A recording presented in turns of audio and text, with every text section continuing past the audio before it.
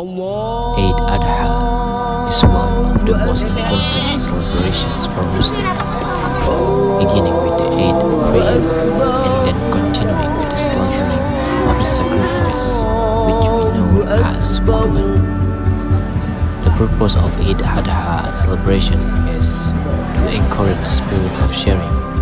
appreciate sincerity, draw ourselves closer to the Creator,